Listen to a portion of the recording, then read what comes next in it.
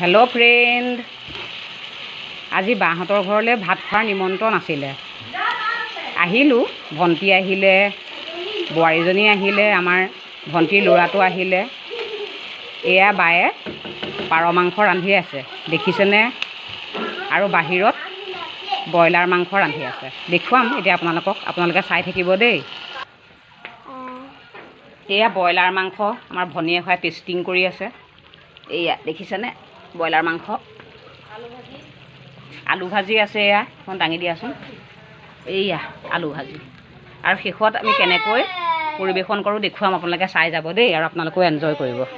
Finally মোৰ খোৱাৰ থালিখন ready হৈ গ'ল।